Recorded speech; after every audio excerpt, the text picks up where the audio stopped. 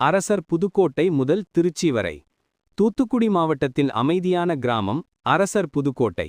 அந்த மண்ணின் வாசமறிந்த ஒரு சாதாரண விவசாய குடும்பத்தில் பிறந்தவன்தான் முருகன்.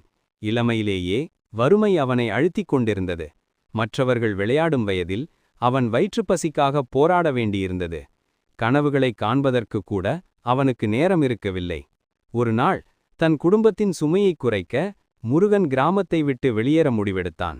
அவனிடம் இருந்தது ஒரே ஒரு சொத்துத்தான், தீராத உழைப்பு மற்றும் எதற்கும் தளராத மன உறுதி.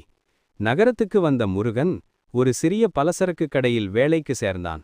அதிகாலை முதல் நள்ளிரவு வரை அவனது வாழ்க்கை அந்த கடைக்குள் சுழன்றது. கடையை அவன் தன் சொந்தக் கடை போல நேசித்தான். கணக்குகளை துல்லியமாக கையாண்டான், வாடிக்கையாளர்களை மரியாதையுடன் நடத்தினான். அவனது நேர்மையும் சுறுசுறுப்பும் கடை முதலாளிக்கும் மற்றவர்களுக்கும் பிடித்திருந்தது. சம்பளத்தின் பெரும் பகுதியை அவன் சேர்த்து வைத்தான். இன்னும் ஒரு படி மேலே போக வேண்டும் என்ற தீராத ஆசை அவனுள் எரிந்து கொண்டே இருந்தது. ஆண்டுகள் ஓடின. சேமித்த பணத்தையும் கிடைத்த அனுபவத்தையும் மூலதனமாக்கி அவன் ஒரு துணிச்சலான முடிவை எடுத்தான். தூத்துக்குடியை விட்டு விலகி வளர்ச்சி அடைந்து வரும் நகரமான திருச்சிக்கு சென்றான்.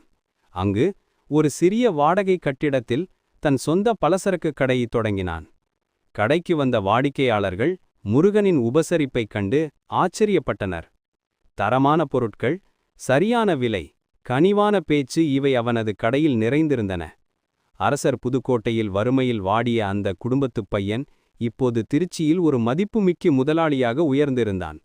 இன்று முருகனின் பலசரக்கு கடை திருச்சியில் பலருக்கு நம்பிக்கை அளிக்கும் அடையாளமாக இருக்கிறது.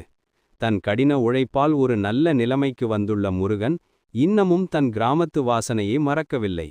கதை உணர்த்தும் நீதி: சூழல் எப்படி இருந்தாலும் தொடர்ந்து உழைக்கும் ஒருவனால் நிச்சயமாக தன் வாழ்க்கையை மாற்றியமைக்க முடியும்.